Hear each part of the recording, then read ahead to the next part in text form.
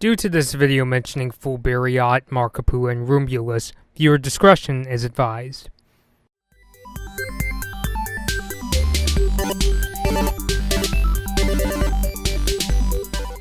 Can't see or hear. Oh, there you are. Gaby? Oh. Yeah, I had to dress up today since I finally got caught up on season 3. Awesome. Yes. I finally did it. I'm sorry it took me guys so long.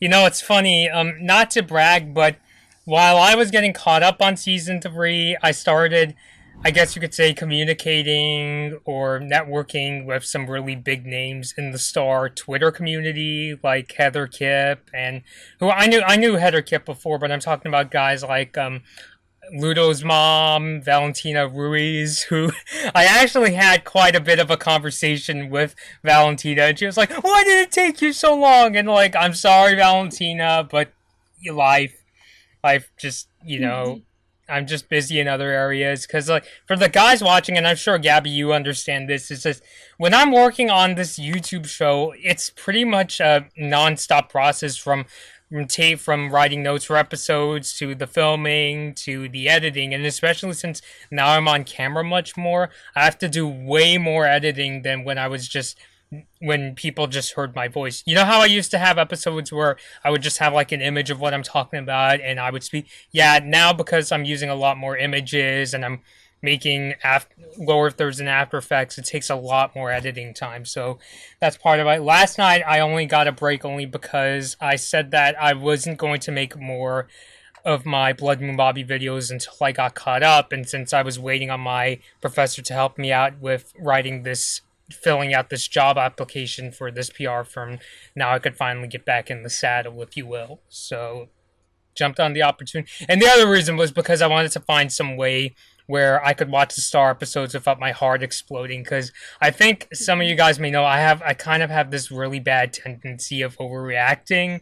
Like, there have literally been times where I watched like a couple episodes and I literally almost puked because I got to that level of being nervous. So, but now I kind of have like a much calmer, I guess you could say more objective attitude to watching it. So, and I know I'm usually very anti-spoilers, but I think in this case, bumping into spoilers, don't send me spoilers in the future, but when I did inadvertently bump into them, it kind of helped me in terms of, now that I know, I could still be shocked, but it's not like, oh my god, I can't, oh my heart, it's gonna come out just like the alien and in the Ridley Scott movie, so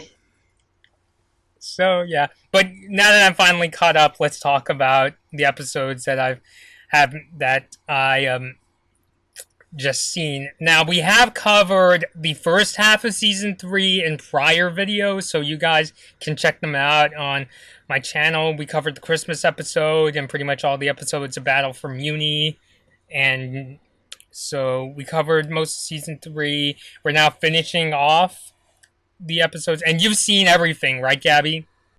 Yes, and I mention again, some instances I might need to double check just to make sure I'm remembering them correctly. Right. So I got that right here, no worries. Awesome. So let's go right ahead with, I guess, summarizing our thoughts on the episodes. The first one I last left on was the Bogbeast of Boggabah. I remember that episode. Oh, that was hilarious. Yeah, I mean, it was, I guess you could say, I thought it was a fun and sort of episode. I'm trying to think. I thought the scene where, Star thought that she, oh, and by the way, before we can, spoiler alert, I know there's people out there that are borderline physically allergic to Star spoilers, so if you haven't seen any of these episodes, go watch them first and then come back and then you can hear our thoughts. Yes. So if you're gone, you're still here, continuing. I mean, I thought the whole Bogbeast chase was fun, and of course River was, acting all goofy as usual. Now we must split! And we need to get Star's face painted. She has to do her hair. They have to camp out. So I thought the episode itself was fun. I guess my only issue was I kind of questioned, is this a filler episode? You know what I'm saying? In terms of where this I fits. I do know what you mean. It's hard to tell. I kind of want to say it is, cause it seemed kind of like really outside of the whole deal going on. Like River just decided, you know what? We need a break from all of this craziness. Let's go have some fun. You know, that in itself could have made it actually a useful episode, kind of showing the softer side of River, which we've seen in several episodes before, I know, but it's just like him being a good dad, and it's just like, what better way for the Johansons to blow off some steam than going on this sort of pretend hunt? You know, like if it was like rebuilding Star's confidence, then I could definitely see that. But as for the episode itself, I'm not really sure. I mean, it's a fun episode, but I kind of question, did we really need it? You know, I mean, Um, I don't know. Maybe again for some of the people who are trying to like kind of keep their cool and they get really excited or anxious, little episodes like that. And I think that's the main purpose for fillers, just kind of like cooling stuff off. So yeah, I mean, I know, I need those episodes every now and then. Like, my take on, I'm not as strict with filler as Steven is. Like, for me, either fillers should be, for me, needs to have either at least some form of character development, or just needs to be a lot of fun. You know what I mean? Right, right. And for this, I mean, it's cool, but I didn't really get that big of a kick out of it, I guess you could say. Mainly, I think it's because we kind of knew this side of Saw already, the side of her just running into things. You know what I'm saying, Gabby? Right, definitely. I mean, yeah. I don't know. Like, I'm trying to think what was a good example of a Star episode that was technically filler, but was still really cool. I'm having trouble thinking. Can you name any, Gabby, that you thought was kind of filler but still kind of fun? Um, what about the Quest by episode? I kinda, sorta, not really consider it filler, mainly because Quest Buy is a place they go back to. Oh, I know one, although this isn't really filler, but I'll save it when we get to it. But there's one Oh, later okay. on in this talk that I guess some would consider filler, but I thought was still a really great episode. But should we Uh, just move on? was that the same episode where they did the banana ice cream maker? Or was that a different episode? You mean the what? The Oh, I watched it recently. the The Banajikmon incident, which Banagic one. Yeah, there you yeah, go. which I guess was kind of fun. It wasn't like one of my favorite episodes from season one. Mainly because I, it wasn't as painful as, remember Lobster Claws, which me and Steven, we absolutely don't like. It still remains, I I just didn't really give that episode a lot of attention, so I guess I yeah, didn't have a strong reaction, not like you guys. And that's the yeah. other thing too, like I know you're not too strict with fillers, and I know Steven is, but I just really don't care. Mm. Just as long as it gives you kind of a good time, I guess. Yeah, gonna have fun, cause you're not just in it. I mean, at least for me, I'm not. I'm not just in it for the sake of how should I say, kind of like the continuity. Like very strict continuity every episode. Yeah, I know. I mean, I even watch entire shows just to take a break from very continuity heavy shows. Like you guys know, I really like shows like Big City Greens and to a certain extent The Loud House. You know, which The Loud House does have some continuity, but it's not like a epic where it feels like you're watching a movie compartmentalized. You know what I'm saying? Definitely, definitely. So for me, that's even less of a problem with shows like Steven Universe or Star versus the Forces of Yeah, Evil. I guess for Um, me, to kind of take notes from another show I really liked that had a filler episode, maybe I guess I could say only because the director Giancarlo Volpe's birthday passed was.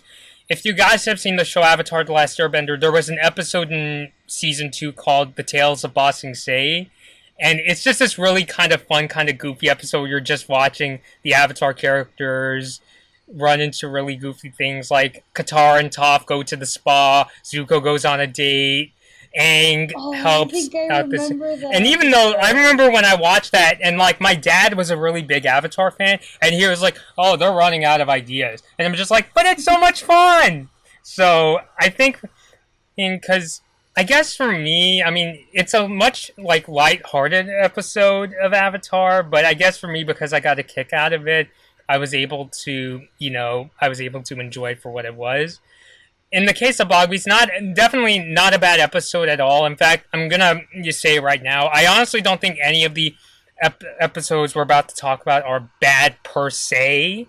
It's just that there's some I like more than others, and Obviously. so yeah. So anyway, moving on to and this was actually the first episode, the second half of season 3 I saw, Total Eclipse of the Moon, which I thought was actually a pretty good episode. The one where Oh, Moon give and me the Eclipse go to the details. Royal Archive. Okay, give me a moment. You will realize when I remember the episode because of my reaction. Mm. Okay. You don't remember it? Eclipse, Moon, Royal Archive, Festivia? Vesivia? Festivia. It's the first time Festivia. they mentioned Festivia in the show, at least in terms of Moon thinks that it's Eclipse's daughter. Oh, right, right. Where she's like, "Who the heck is that? That's not my child." Yeah. Okay, there you go. There you go. Mm-hmm. Okay. So I'm just trying to think, why it was such a neat episode. I mean, obviously, it's it's not just because it's continuity driven, because we kind of said that. An episode can still be good, but obviously for it's a story. But I'm trying to think what exactly about it made it good. And of course, we discovered there's this place in the Magic High Commission. It was really cool to see Moon and Eclipse, interact. I thought they shared some really great character chemistry, I guess you could say. Oh, I And agree. yeah, and yeah, I know you're the Eclipse fan, and I mean yeah, it's so like I mean, I'm not trying to like shoot down Eclipse fan. Like my sister Penny is also, it's like the one star character she really really likes. I mean, I'm gonna be honest. It's probably the same for me. Like, I do like the characters, but as far as like, oh, like just absolutely love, it Mm-hmm. has to be Eclipse. Yeah, I see.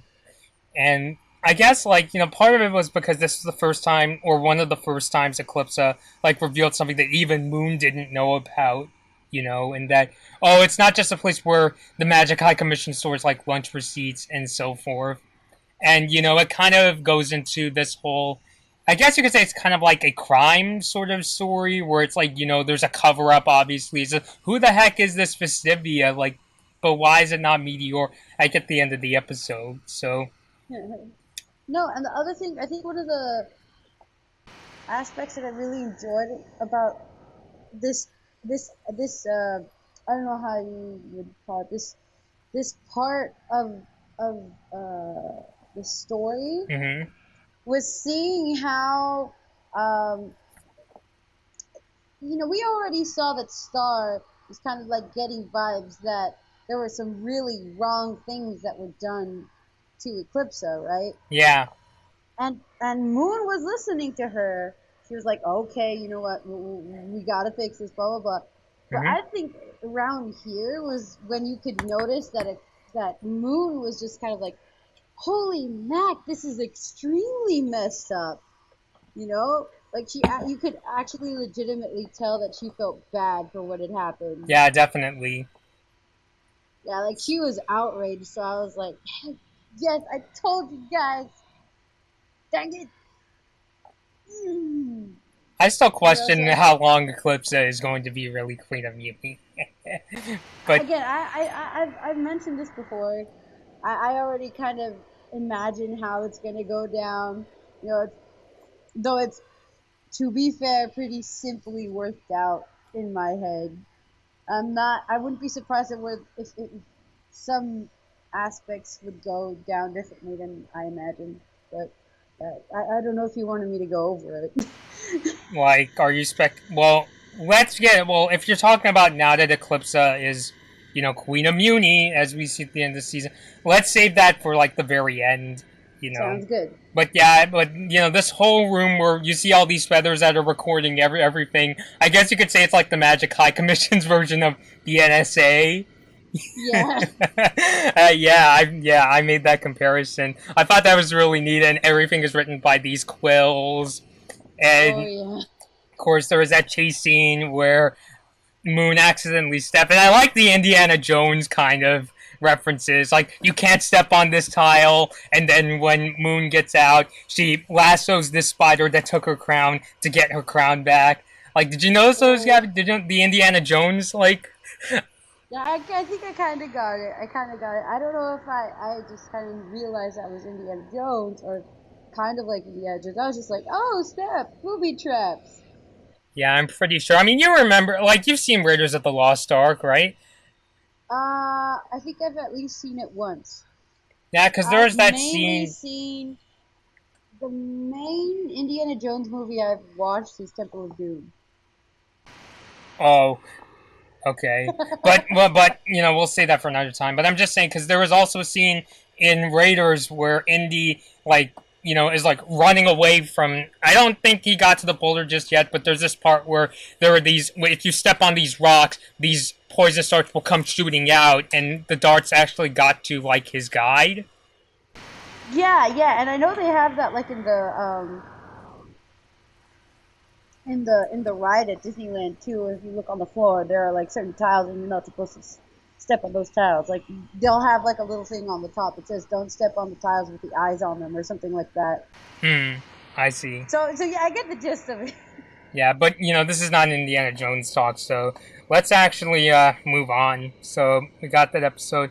Next one is the Butterfly Trap, which an episode that was very heavily spoiled, I would say. But it still had a really kick-ass twist, in my opinion. Like, if there's one thing I really like about Star, is like they really know how to pull off some good twists.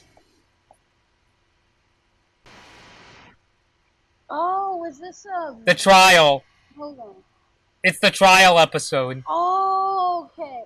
Yeah, that's where it's like they try to get dirt on her, but it doesn't really work out, and it kind of turns on them. Yeah, exactly. And we find out that the Yeah, Magic I High remember Commission has been keeping the secret that King Shastakan was like, I don't want Meteora to be the next queen, and let's get some village girl. And we see baby Festivia gets her hands on the wand, and now she's Queen of Muni, but uh-oh, so basically Star's family has taken the throne, and they didn't even know it. So it was just kind of like, hey guys, do you want to be in charge of Muni? Oh yeah, sure, okay. Here you go. Why are we getting this? Oh, don't worry about that. Yeah.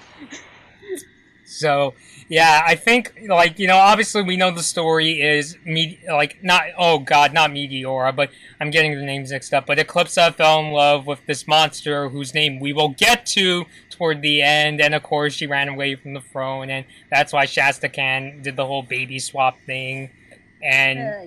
that was that where we found out that Meteora was taken away to Saint, or actually, no, it was not, we'll get to that later on, but... So we find that out. I gotta be honest. Even when I was watching the episode, I knew because of all the stupid spoilers. But when I was so like, oh my god, this is so crazy. Oh yeah, no, I know that feeling. I definitely do. And I don't know, like dang, it was. I didn't really expect this to happen. Like I didn't. No, I don't think many of us either. Yeah. It was definitely a very good twist, though. Yeah. I was thoroughly impressed. Yeah. I mean, hence why you can't just watch this show and... I mean, like, I'm guilty of this, but I'm just saying, hence why you can't really watch the show and think Eclipsa is going to be the new bad guy. She is the new Toffee. Yeah, I almost got pulled into that bandwagon too. Now I feel bad.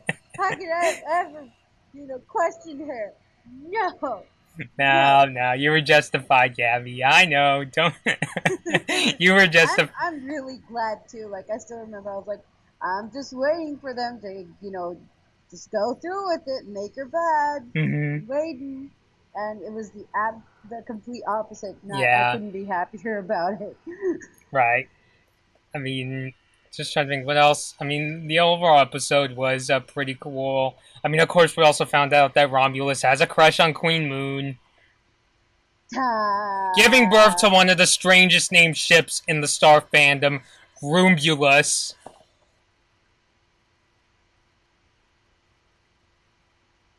Yeah, no, I can't. Yeah, yeah, it's Ain't literally. gonna judge though. If you like it, you go. You ship that ship. Yeah, go ahead. Heck yeah. But I'm just saying, I'm just saying the name's kind of funny. But I guess moving on, and we're moving on to an episode I thoroughly enjoyed. Ludo, where art thou? Like Steven warned me that Ludo goes bananas, which we'll probably get back into in season 4. But it's just like when Right. you meet Ludo, I am totally convinced ever since he was let go as being the temporary king of Muni, he just totally lost it. And it's just like, my parents are, or my mom is a basketballer. Was that how it worked? Like, Well, what I remember was just kind of like we get to see just how much of like an effect this whole relationship with his uh, his parents. family Yes. actually affected him. Because I mean, heck, if you take the family out of the equation, he'd pretty much have no motive to even try to take the wand.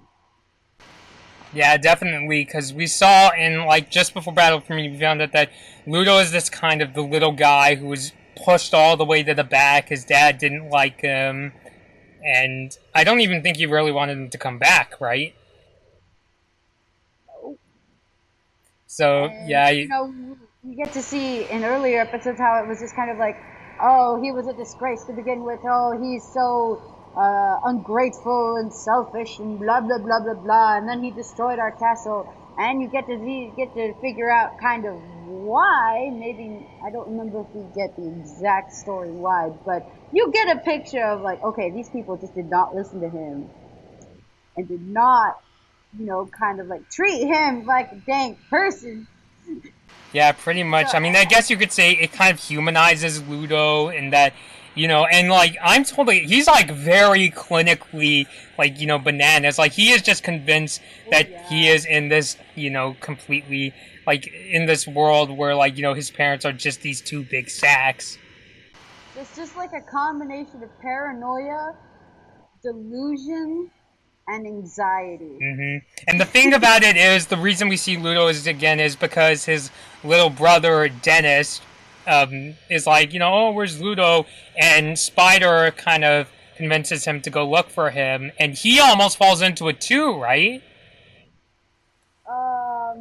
Falls into what? Oh, the craziness? Yeah, I think a little bit, but no, I think more than anything, he's just confused, if I remember it correctly. because like I'm pretty sure at like one point he also started getting like like ugh, mom and dad. Oh, well, that was because Ludo was kind of telling him, like, yeah, let out your aggression. Let that out. Mm-hmm. Steam out, kind of just like release those emotions. Yep. And he's like, oh, snap. If I do this, I'm going to end up like him. And funny thing how, like, out of all the things that could have come out from Ludo's delusions, Mm-hmm. where it could have been, like, just how, like, other people saw him as a runt, or how he found out that people hated him as a king, or anything, it all boiled down to his parents, Yes. which I thought was like that was profound. Exactly. I totally agree. So heck yes. And then, of course, we find out at the end that he still wants to get back at Star and Marco, but that's probably going to be saved until season 4. Probably. Yeah. Moving on to Is Another Mystery, another pretty cool episode. Really sad one, I would say. I don't remember which one that The was. monsters leave, and Star is super sad. The last time we saw Buff Oh, Frog, admittedly, yeah, that was a pretty sad episode. oh yeah. And especially since Star was kind of like working so hard in order to work things out and try to Yeah, keep everyone there. I mean, Because they had a right to be there too, so it's like, yeah. really? I mean, it was to the point where, like, the stress was building up so much that Star was even pissed that Marco came back. In that episode that people got mad that I criticized Oh, oh, Lint oh. Remover, which I'm sorry, still remains one of my least favorite episodes of season 3, if anything, just because of how Star acted. But at the same time, I understand that, she was like really, now she's really taking this whole being a princess seriously, which I totally understand, especially after she defeated Toffee, she kind of just, I guess you could say she, became much more kind of mature character. Still has her really fun moments, but definitely not at the same level of hyper bouncy character we knew from season 1. Right, right. And one of the things I noticed is that Star was already aware that that was going to be the implications of becoming a princess, right? Right. And I feel like that was one of the main reasons why she did not like the idea of becoming the next queen, Mm-hmm. because she knew she was going to have to become more serious, and she knew she was going to have to do a lot of things that she didn't want to do. What I'm noticing though, and one of the reasons that I think we could see her maturing, and I love how they wrote this, um, is that she's finding out that along with that, she can take those problems that she sees and finds important to her and treat them as seriously and as importantly as she wants to in order to get things done. Yeah, I think so.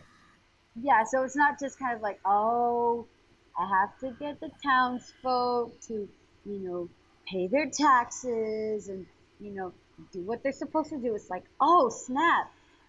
I need to make sure these monsters are treated, well, and they're given an equal opportunity, just like any other any human would, Yeah. or it's like, heck, my mom, who is in charge, isn't doing anything or is unable to do anything, and I'm seeing this problem. I think it's very important. Heck, I should take care of it. Yeah. I mean, in the case of Moon, I guess you could mix with how Toffee killed her mom. I guess you could say she kind of has a grudge against monsters. And they kind. Yeah, though we do see that she manages to put it aside, though it's still probably hard for her to see the importance of how how big of a discrepancy there is between interactions with monsters and interactions with humans. Yeah. So, Or in the case of Rich Pigeon, oh, they're rich, so I really like them. Which, yeah, that doesn't sound corrupt just because they have deep pockets. But I'm taking this a little, too seriously. But yeah, I totally get. I guess what you're saying is that, and I see it too, and that Star realizes how much of an impact this role as being, a leader of Muni is, right? well, not only an impact, but how she can decide how that impact is oh, how do you put it?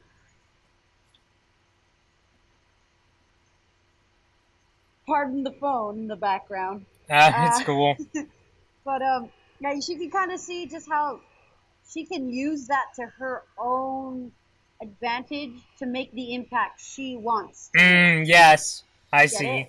Yeah. Yeah. So yeah, it's kind of like how when a presidential candidate is taking the time to figure out, well, what would I do if I was president?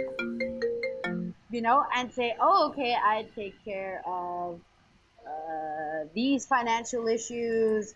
I'd make sure people have got this and this health care, or you know what, I think we need more military, whatever they consider an important issue, Right. and I guess it seems like at first Star didn't realize that she was going to be able to make that choice as a leader, Because I don't even really want to call her a ruler, even though that's technically what it is. Yes? You know what? I just realized something. Although this doesn't strictly connect with what you're saying, but remember in Mr. Candle Cares, Marco was telling Star, hey, when you run Muni, you're going to run Muni the way you want it. You know? Yes. Yes, and I think she's finally seeing that. Mm hmm. Yeah. And by the way, I know that Steven and I have said that Star's been acting kind of like a dick in some of the season 3. I will say later on in season 3, she still kind of has, a serious attitude, especially in the later episodes. But I will say, I think she's, now, she's an enjoyable character for much of the latter half of the episode. So I just want to make that clear because I know some people got mad at me, with how, oh, well, she's angry that Marco's back in her life. But, now I can say that, I will say that her character is matured, but she's still, somebody I'd like to follow. You know what I'm saying? And again, yes, it does show immaturity. We can't deny that because it did. What I think there's a discrepancy in is the implication that that is a bad thing.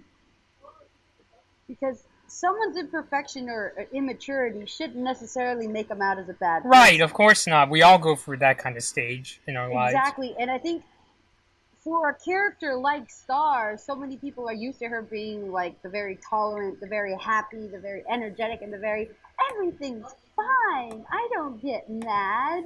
Mm-hmm. And you get to see, oh, she does. She absolutely does because she's human or human. Human, Gaby.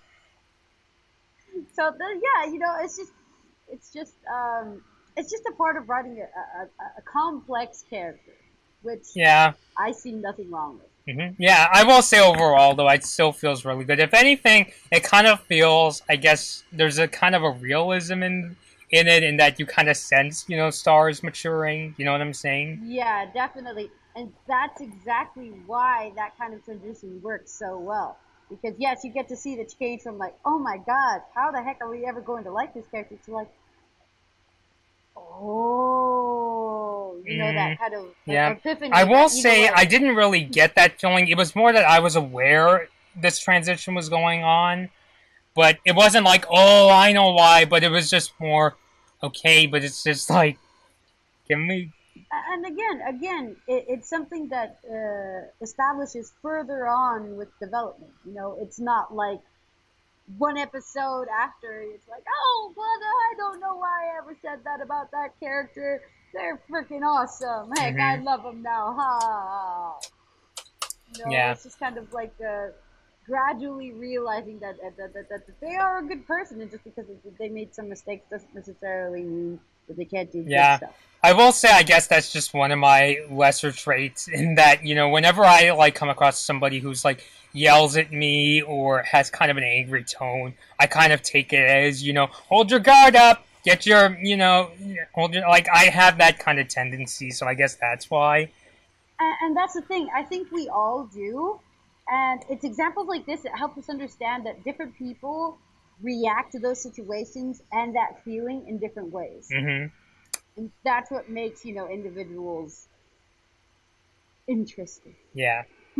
Interesting. Interesting. Yeah.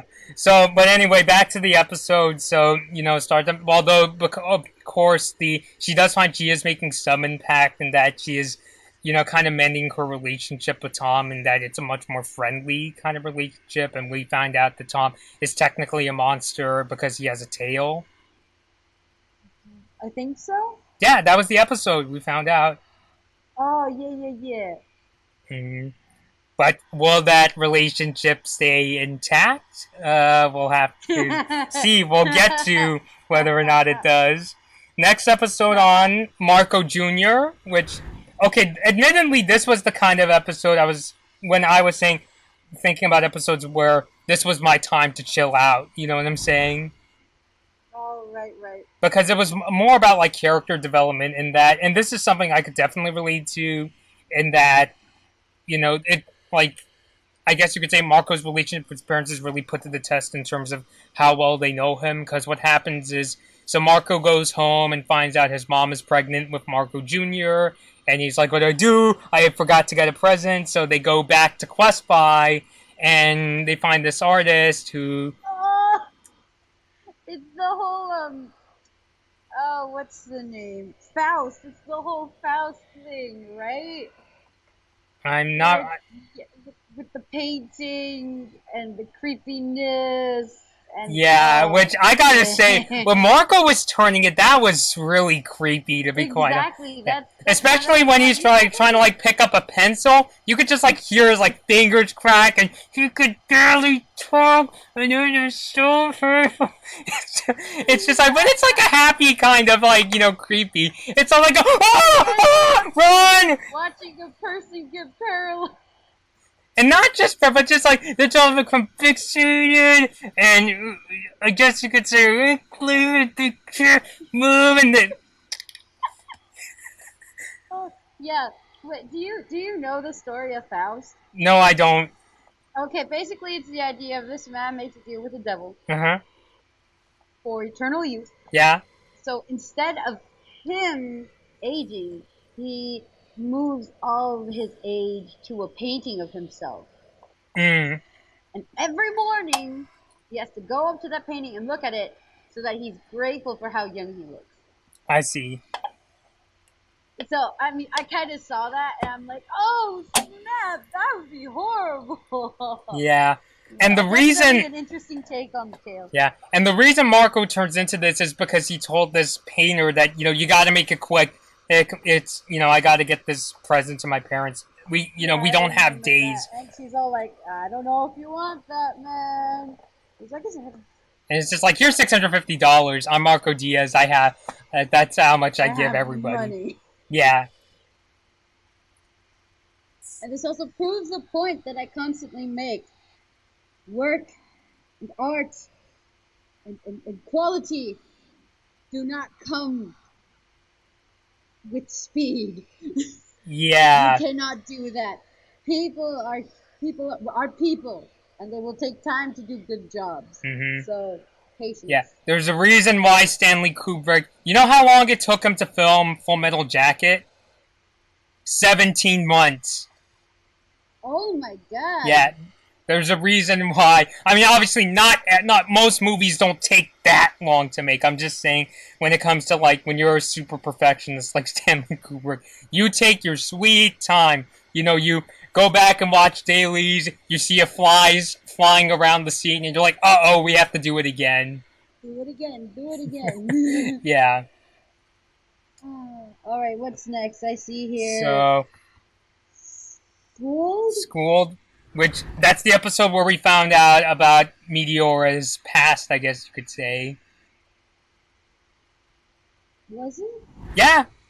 Oh, yeah! That's where we see how she goes, she ends up as, oh, yeah. Oh, yeah. Oh. Yeah. Oh. I don't know. Despite this whole background, I still can't manage. I mean, I will sympathize with her. Yes. I will sympathize with her, but do I feel at level with her? Like, yeah, I'd react the same way. No. I'm waiting for that though. I hope this develops even further, and we get to see a little bit more of this, and just kind of how she's like we get to see her as a good person. Oh, we're gonna have to wait on what I think about what's going to happen to her in the future. I will say, even though, yeah, I sympathize with Meteora, I just couldn't, buy this whole thing. That's like, she finds out she could be Queen of Muni, and, so how did she go from, crazy headmistress to, now it's like, I want to be Queen of Muni! Oh, shucks. I don't know. I guess you could say it has to do with how Meteora always seems to like this idea of being, controlled, being this sort of, I guess you could say, dictator. Well, yeah, when that's kind of like the experience she has, where she's been the one on the other end of that leaf. Mm-hmm. And she's kind of like, you know what, now it's going to be my turn to do that, and you know what, y'all are going to listen to me. I guess you could say where that came from, and I'm honestly starting to think maybe that's why she's like that, and I'm just like, perhaps. Exactly, that's what I'm saying, how, I can understand a lot of the stuff that she does a little better now. I guess I should Um, be looking this in context of like, she made, all these princesses suffer at St. O's, and I'm just like, did she want to do the same with like the people in Muni?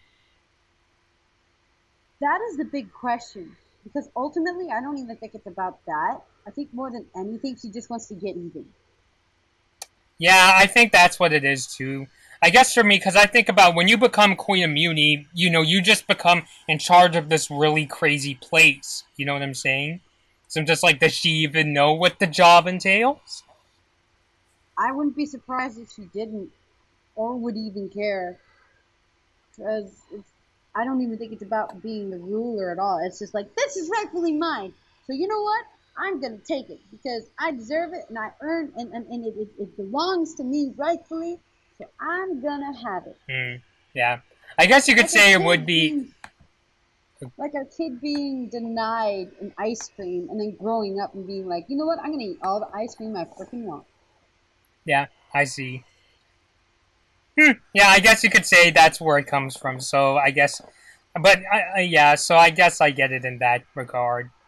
And yeah, like I said, I do like sympathize with her because it really sucks. Like she was raised by Saint O, who turns out is this robot mother, and she was saying things like, "You have to hide your monster identity. Boys don't like girls with tails," and was basically like trying to kind of like, I guess you could say, conceal, don't feel, like pulling a Frozen. It's just like, Oh yeah, wipe your and tears, I don't can make your clovers glow. and I can see that. Like if you look at how girls are kind of raised, Mm-hmm. there's a lot of that kind of implication. Uh, you know, body hair, um, dark circles, wrinkles, just a bunch of stuff that comes naturally. Mm-hmm. We're constantly told, oh, that doesn't look nice. You need to change that. You should do this so that it looks nice. Oh, you should shave. Oh, you should get a pedicure. Oh, you should get a manicure because your nails look all weird. Weird. And Yeah, I that's see. what happens And when you I use your hands. Mm. You And I know? get, and So it's yeah, kind of and like, actually, I think they actually wove this all in really well. It's a really, clever way to use, that kind of commentary. You know what I'm saying? yeah. And not only that, but when you consider the allegory that they use monsters for, kind of like if you can notice, they do a lot of they have a lot of similarities to the kind of things, the issues they find minorities to really have. Mm-hmm. It's even more so there, like especially when you talk about dark skinned women. Mm-hmm. There's always this stigma that you have to try to make your skin lighter. Mm. Yeah, even to the point where I've heard stories of people who actually tried to bleach their own skin. Ah, Yep. yeah. So that kind of stuff, there's some truth to it, guys. So take that in. Mm. Yeah, definitely. And yeah, just as for the episode itself, I mean, I will say, as much as I think Meteor is kind of a Rush character, she is definitely threatening. Like, anytime like she pops up, especially in later episodes, I did get this feeling of, oh shit, Star, do something, Marco, do something, Tom, do something, do it right now. So it's not that I don't see Meteor as a villain. I think she does a good job, but it's kind of rushed. But I will say, I guess it still got to me in that you still feel something. You do feel kind of sympathetic for her, but you're also hoping Oh, but Meteor's. she's definitely a threat. She's Yes. definitely a threat. There's no denying that. Yeah. It's just a matter of how she became a threat that's in question. Yeah. Definitely. But that's kind of the ingredients of making a great three-dimensional character in a way. Ooh, and I see what's coming up next. Poop Poop buddies. buddies. Yeah. Ah! Oh boy. This was one episode I didn't give a hoot about getting spoiled. As soon as people were saying they kissed, the Star Marco kissed, I'm like, okay, show me it, show me the clip, show me the clip. And you know what? Kind of like, and I did this with Total Eclipse of the Moon also. I saw so many clips that I basically saw the whole episode. The only part I didn't see was Ruberiot and Fool Duke. Fool Bariot, according to the Star Wiki. Wait, what? Yeah, the ship is called Fool Bariot. Oh. Have I mentioned just how much I love Patrick Stump? Yeah, I know. Oh, I think he's, is an awesome singer. Okay, let's go. Just in case you didn't know, guys. Although, it still She strikes me, I know this is a sign of good acting, but it just strikes me out as the guy who sings, "We can be immortals," is the guy who talks in a much more calm fashion in the Star. So I know yes. that's good acting, and maybe that's how Patrick normally talks. Oh, well, that's kind of like what part of his appeal was, like when, like, and some of the music videos, and I'm pretty sure these are based on at least some sort of like real life experience. Mm-hmm. Um, in one of the earlier music videos, you see Patrick depicting himself dressing up like this really quiet, shy, reserved nerd, and he Ah. comes up to this to this music studio full of like rappers, Mm-hmm. kind of like really, kind of like real legit, like kind of crazy rappers, and he's all like, hey, let me record something. Right, and they're like, yeah, this guy's gonna, yeah, I'm sure, man, we'll give you a chance. We'll have a hoot. And then he pulls out his like soul voice, and they're like, oh snap, oh, so Yeah. So I guess you could say it one of kind the of. many I'm reasons sure it's a why big I relief think for Patrick he's a Stup that he gets to play this, kind of calm, well-meaning, even if still kind of life-ruining character. You know. and he's so woke that he manages to leave his lone wokeness, which I find extremely hilarious. Hmm. I see. And then back Like to the episode. I think I'll just let you kind of repeat the point because, like, when I saw the episode, or the clip rather, I put out a Tumblr comment saying, please, please calm down, don't panic. And somebody actually accused me of supporting cheating, which I absolutely don't support cheating. let me say one thing, and I've said this before. Relationships are a very complex, fickle, and hard to manage thing. All right, there is such a fine line between what's all right and what's not, that unless you take the whole situation into consideration, you can't label it at all. And if we really look at what happened, we cannot consider that cheating. Mainly because neither of them were necessarily doing it for the fact of, or with the notion that one or the other was in a current relationship. Although to be fair, Star was going up Tom, but I think we. Exactly, that's what I'm saying. We knew that, and they Mm-hmm. knew that, but they were not considering that, they were not aware of that in that moment. In fact, even the person who was Marco wasn't even doing it because of that. He just thought that that's what it was going to take to get out of the out of the Exactly. boot. And even when they did Exactly. It kiss, had nothing to do with the fact of, oh, I'm gonna make her cheat, or start thinking, oh, I'm probably gonna get the kiss, and no, it was none of that. Both of them were just like, what the heck? And stuff like that happens. That doesn't make a bad person. Even cheating does not make a person a bad person. It is how they react to the situation afterwards. If they manage to fix that situation and recognize that it was bad, that's all they have to do. mm-hmm. It's when the person cheats, doesn't, try to fix the situation, make right, or even acknowledge that they did, that makes it a problem. All right, I'm done. Yeah. My rant is I over. mean, like, an example of, in general, like, I see cheating as this, like, thing that, should never, ever, ever try. An example of, like, I remember, I watched this, like, really prominent YouTuber has, honestly, kind of a toxic honest. He once did a video on this guy who actually, like, filmed his, like, he goes to this apartment and he thinks he heard that his girlfriend is sleeping with this other guy, and like, I caught you. I can't. Now, how he acted, without getting like too specific, he sounded like he was gonna hurt him, and like just like please don't go there, or just Yes, if that's the you're other thing too. yeah. It does not give the person who's being cheated on the right to do any harm, either verbal or physical, to the other person. Just Let's leave the make that relationship. extremely There's clear. the only thing you can do at that point. And in that particular case, even when the person did get caught, the ex girlfriend was just like, whatever. That's just a sign of you gotta go. That person can't be fixed. You have to go find somebody else. And you shouldn't even be bothering with them at that point. It's just kind of like, really? You're gonna get upset over this shit? Yeah. Again, Have not. you guys ever heard me say words like that before? I use that kind of talk in my video. Don't worry, Gabby.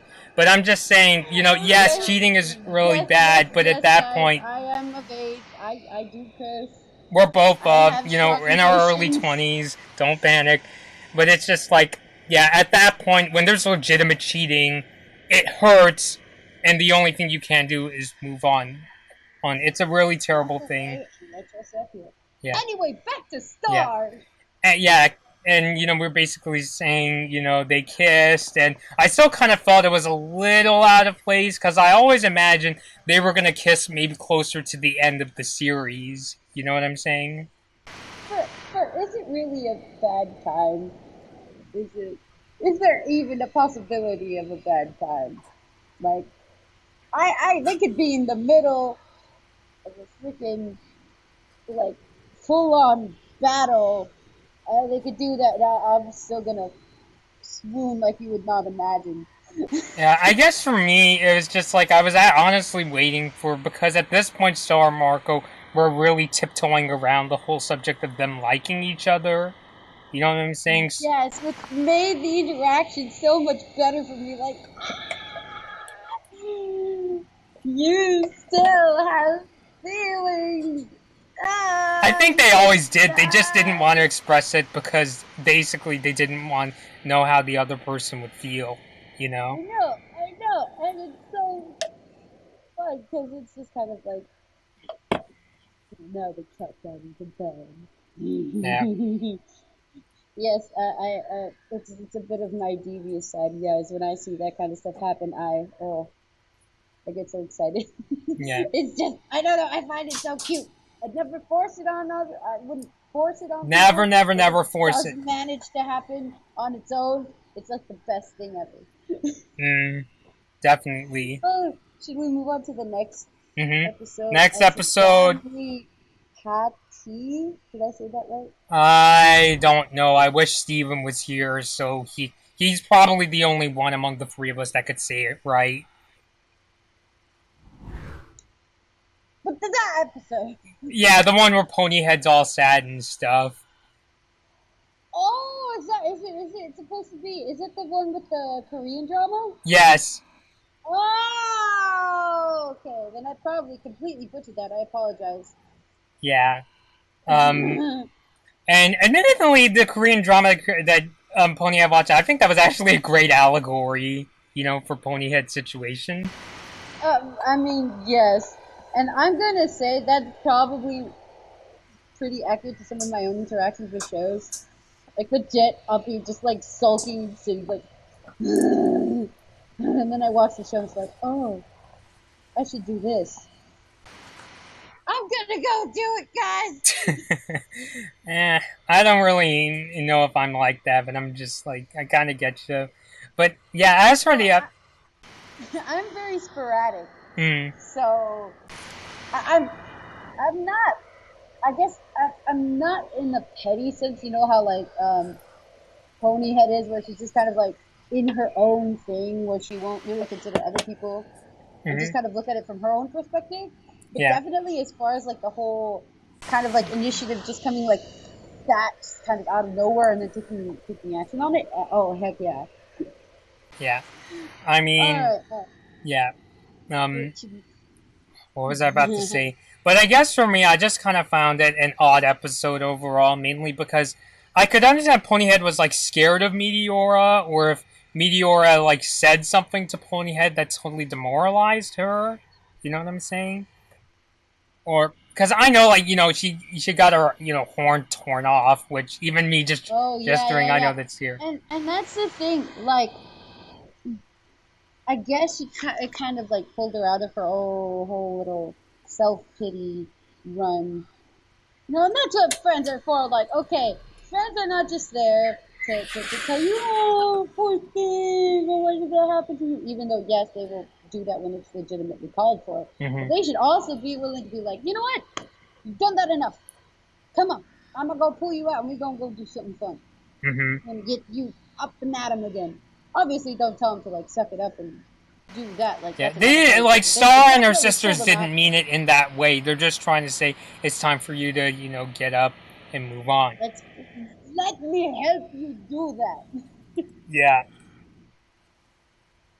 Oh. I kind of find it, like, hilariously ironic that, like, it took for the character in the K-drama to be like, oh, my, was it that she was getting, like, her body bone, like, fixed? Something like that. Yeah, it was some random body part. They just called it body bone. Body bone. Okay, alright. Which one was Tough Love? Tough Love. That was when Eclipsa finally reunited with Meteora. Oh. Talk about an edge of your seat episode.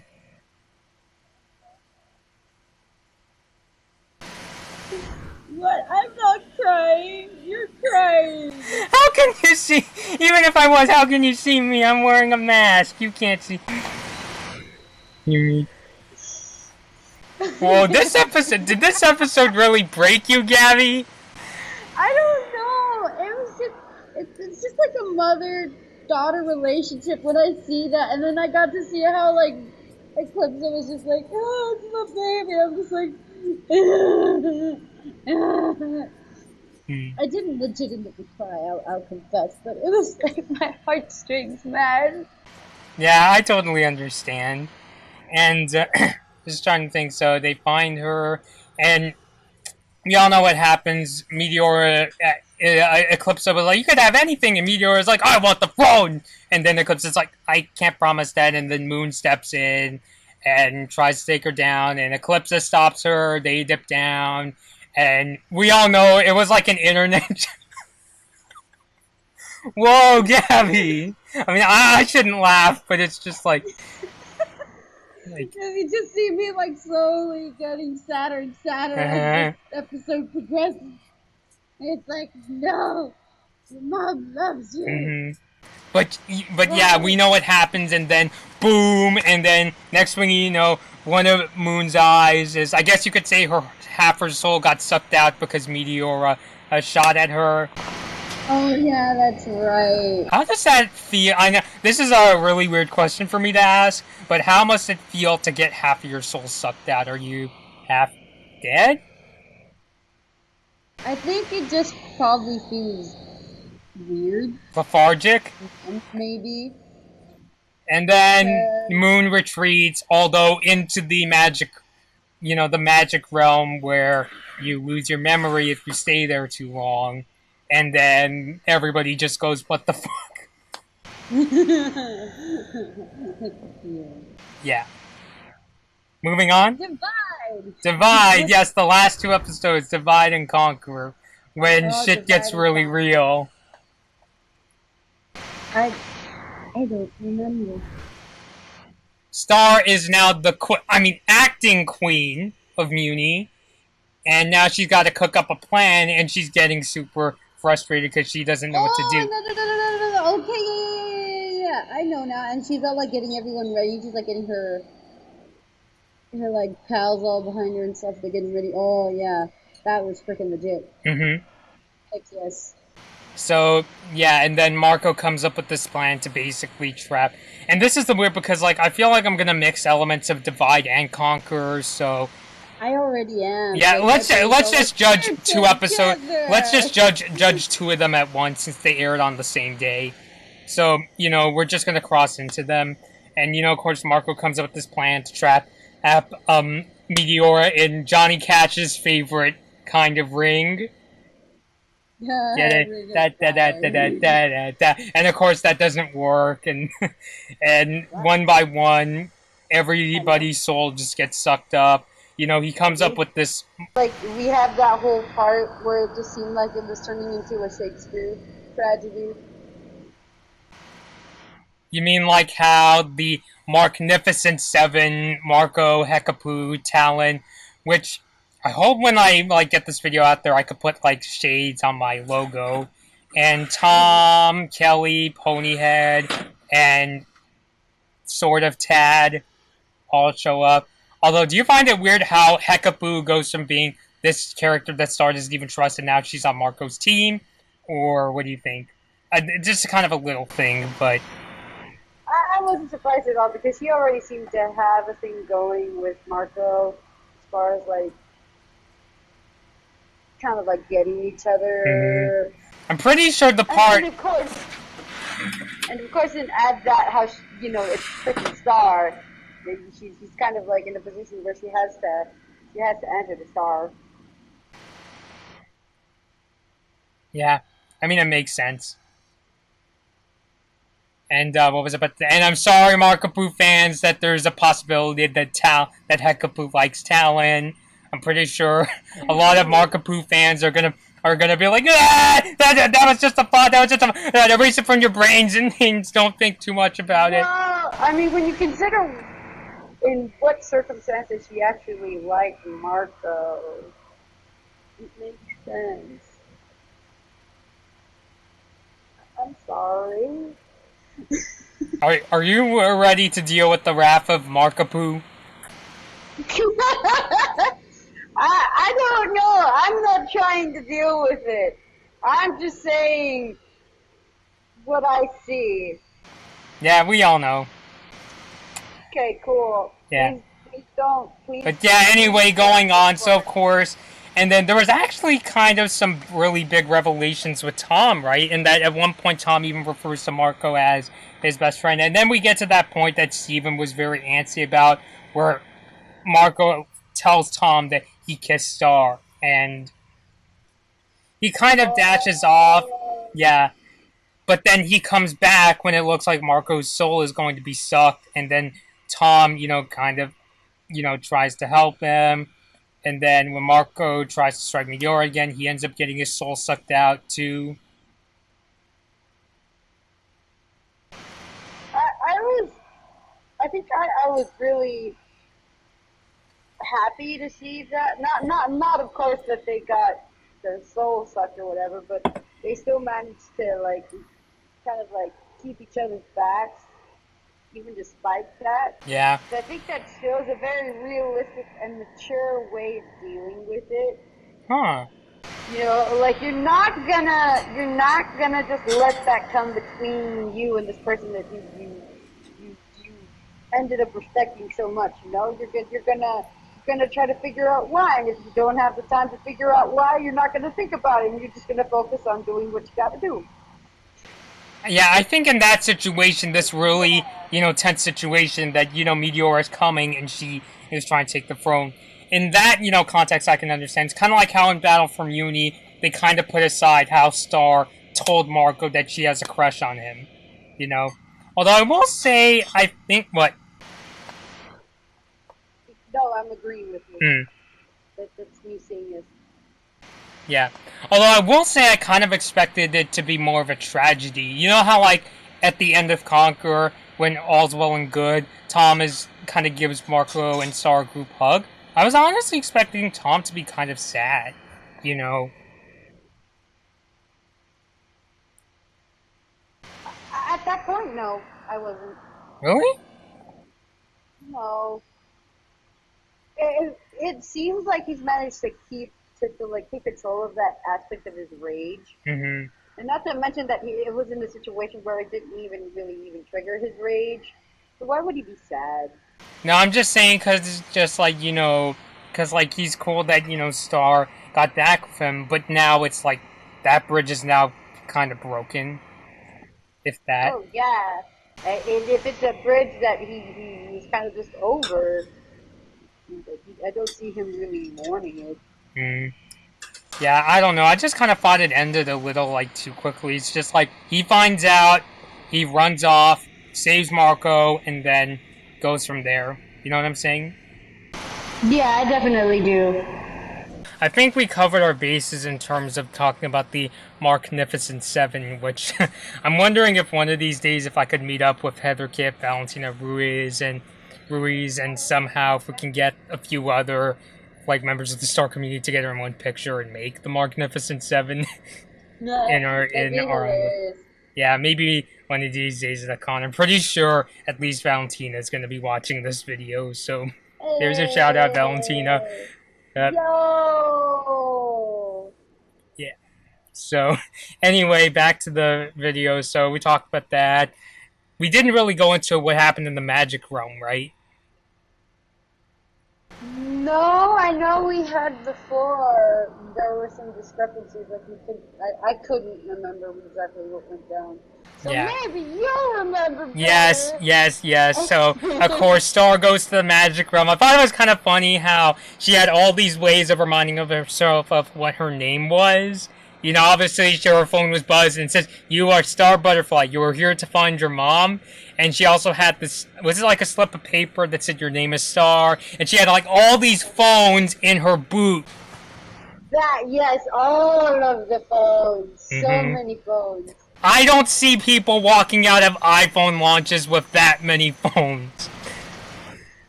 Well, I mean, she got her magic wand. Remember, she can make as many of those as she wants. Oh, yeah, maybe that's how. Makes sense. Yes, yes, yes. Anywho, so she's in the magic. What? Oh, that was just my finger. Oh, okay. Well, anyway, I guess the kind of, I guess you could say optimistic thing is that at least for once she's able to hang out with her mom without both of them losing their minds. Although True. it's not in the best place because they don't even know who they are in there. And in that sense, I'd say they kind of already lost their minds. Mm-hmm. So, yeah. I Yeah. don't know. I just had to think. Anyway, So, yes. yeah. So unfortunately, I first thought, oh yay, she found Moon. It'll all be good. And then the thing is that unicorn that without the pupils, like the The one with the tiny eyes. one? No, the tall one, the one that Oh, the Star tall one. created in Battle for Muni. Yes, yes, yes. She was like, "You're not supposed to be here," and zaps Moon out. And then you're not supposed to be here, Star. And then zaps her back to Muni. So now it's like, where is Moon now? Dun, dun, dun! So yeah, I forgot that happened. yeah. It's like, whoa, wait, you forgot that? Yes. Hmm. My brain is that bad. I'm sorry, guys. Yeah. There you go, though. It's set straight. Yep. And also when Star comes back to Muni, one of her servants, I think it was Manfred, refers to Marco as Sir Marco. So take that, Tom Star fans and Markapoo fans. But of course, you know, as we all know what happened, now Marco's soul is sucked out, and now he's a balloon. And then Star goes. I mean, they try to go to the sanctuary to help Marco, and then she can't get past the blah crocodiles. And, you know, they come back to Muni. Star is now in her glorious golden butterfly arm form, which Heather Kip calls God Mode Star. I mean, that is a very fitting name. Mm-hmm. Definitely. And this is the part that I kind of was like, even though, yeah, I was definitely on board. And when Star was using her 6 arms to cast spells instead of her wand, my mind was blown, you know? I mean, I knew that she was going to be able to do that, but still seeing that MLS, I'm just like, oh my god, she's really, he stepped up. You know, Oh, yep, yep, yep, you know, yep. just like, you get the sense of, like, her, you know, now she doesn't, you know, need her wand. And this is the part that kind of confuzzled me, I guess you could say, in that I thought the fight between Star and Meteora went a little, like, was kind of too fast paced. Like, did you think that? Maybe a little bit. So I do have the tendency to go through stories a lot quicker. Like I follow a quick pace a lot better. So it's Yeah. hard for me to tell when something goes too fast. Because the battle was really... Now, as for the battle between Star Meteor, I thought went too fast. But as for the entire scene as a whole, I thought was amazing, to be quite honest. You know, okay, so now Star tries to blast this thing from her chest. It doesn't work. And then Eclipse steps in. We get to see her umbrella wand, which I still think is a really cool design of the wand. And Meteor is like, "You're hurting me, mother?" And... Oh, here we go again. I'm probably gonna make this the thumbnail, Gaby.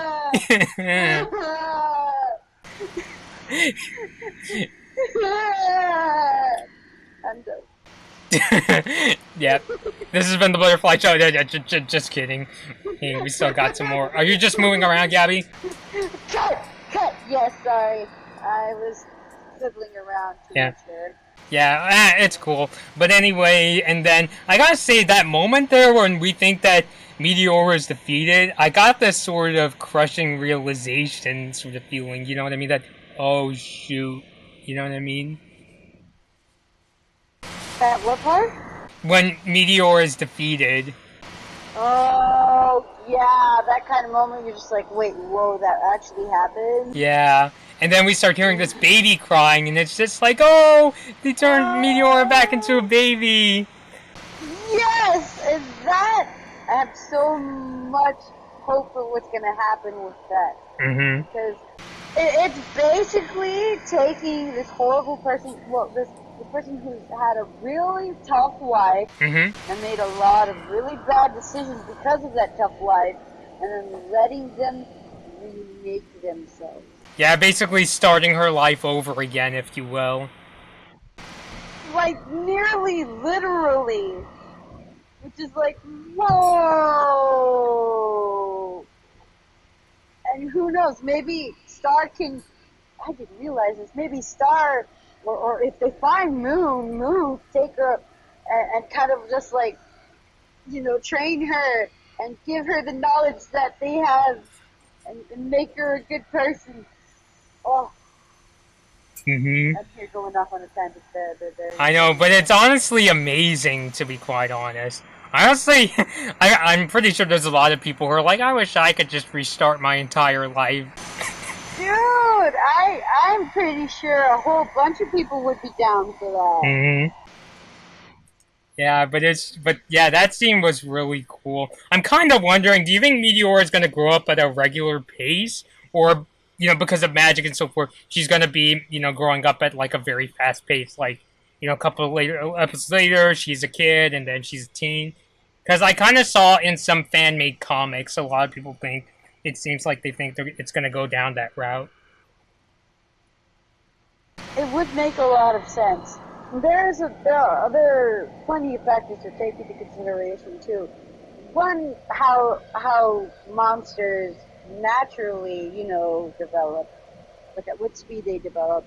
You know, if there's differences between the different kinds of monsters there are, if the way that she was made into a baby has anything that affects that, if it's going to speed it up, if it's going to make it slower. Are they going to use some sort of weird potion? I don't know about potion, but... No, I'm just saying, like, there's so many different things to consider in that aspect. So many different things can go down, you know? Definitely. Like anybody's dead. Yeah. But we'll have to wait and see. Was there anything more you wanted to say regarding the entire season? It was good. But guess who might be coming back, or... Club Gore! Club Gore! Ah! Yes. I need to find a piece of paper so I can write my will. I can't find something to write on, so just forget about it, but... Shall we start writing your obituary? Yeah. Oh, boy. Well, all we know is that now Eclipsa is Queen of Muni and monsters can't get thrown in prison anymore. But since we don't really know too much about Glubgor other than he's Eclipse's husband, now I'm just not really sure. Is he gonna be like a straight up villain, or is he gonna be like an Eclipsa where we're all scared into thinking she's the villain, and it's like, oh, they're actually a really chill person. I don't know, honestly, because they could make it really interesting and be like, oh, um, um, guy is actually really bad for Eclipsa, but she just really cares for him and she Ah, yeah. nice to him. Or it could just be a complete misunderstanding and it could be like, oh, he's a really sweet guy. He looks big, but he's like a gentle giant. Or if he starts off bad and they make him good, kind of like what they did with Buffrog. Yeah, or even when they take him out of whatever he's in. I don't know how to really describe He's it. crystallized, just like Eclipsa was. Yeah. When he gets out of that, he's still in kind of like defense mode, so he's reacting and like ready to fight. And then that mistakenly makes people think that he's out to attack them, when really he's just defending himself. Right. That could probably be it too. It'll be interesting. Or who knows, maybe they'll give Glubgor some kind of gag, like how Eclipsa loves her chocolate. Chocolate! B4! B4! That would be awesome. I wonder if there was a vending machine near Glubgor's crystal. So anyway, I think we'll end it here in that we both thought season 3 was pretty good. I think for me I would say it had more enjoyable moments in Twist than in season 2.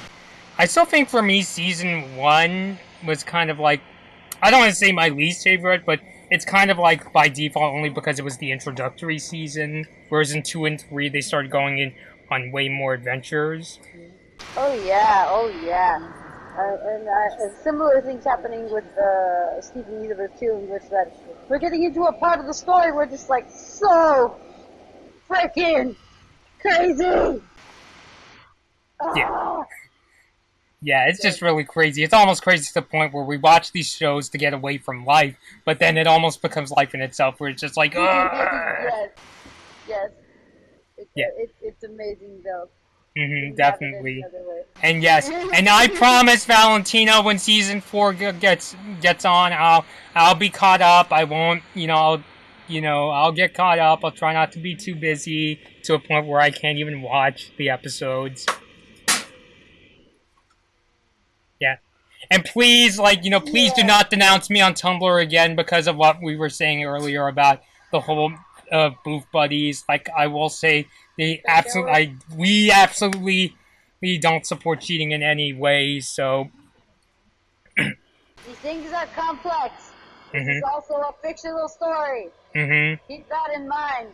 The other thing I want to say is that if it was a case where, like, Marcus started dating right then and there, then that's where it's just like, no, you can't do that. You know what I'm saying?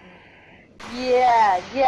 And again, yes, we could definitely say, oh, you should do it this way or you should do it that way. But that doesn't mean that you can't enjoy the story. Like I've said a lot of times before, it depends on what you do with the knowledge that you've obtained from whatever story you're looking at. That makes the difference. Definitely. So, but overall, in the end, we thought season 3 was pretty cool. Started off with a bang, had its rocky moments here and there, but in my honest opinion, the second half honestly makes up for pretty much any faults I had with the first half of season 3. Well, if the beginning was a bang, the end was like a big bang. Yo! It's just without Star, we feared that Star was gonna die. Yes. Yeah. So, alright, so we'll end it here. Thanks, Gaby, for coming on. And yes, this is officially the second episode of the Butterfly Show. I know it's really weird how, like, my channel is called Blood Moon Bobby, and I haven't done many Star videos as of late, but I'm definitely relieved that I can get caught up, and I'm really glad that, there's some really cool people in this fan base that, I know in the real, and that I talk with sometimes on Twitter. So thanks, Gab, for coming on. Thank you for having me. And hopefully season 4 will be just as amazing, if not better. Which, by the way, I want to throw in something. I know, again, to address that petition out there, but get some episodes up at the end. Look, give them as much time as they need, please. If anything, that was one of the complaints Steven and I had with. We thought some of the episodes of season 3 were either rushed or were made to kind of be fan service. So. Oh yeah, and you see that being the problem with so many shows. Rick and Morty was having that problem. Steven Universe was having that problem. Star vs. the Forces of Evil was having that problem. Just let them breathe. Yes, because working on the show at a regular pace in itself is a really stressful job. Oh yeah, and you best believe that the people who are in charge of those people who are making the work that you love so much are already pressuring them to do it, incredibly fast. Right. So they don't need the pressure, guys. They already have enough. So season 3 comes out 2019, and I'm honestly cool with that. So, all right. So thanks, Gaby, for coming on, and I'll see you later. Bye. Bye. Hey guys, thanks for watching this episode of The Butterfly Show. Please subscribe to the Blood Moon Bobby YouTube channel. Remember to hit the bell to be notified about our latest videos. Give this video a like if you enjoyed it, share it, and follow Blood Moon Bobby on social media to hear the latest about our thoughts on Star vs. the Forces of Evil. See you next time.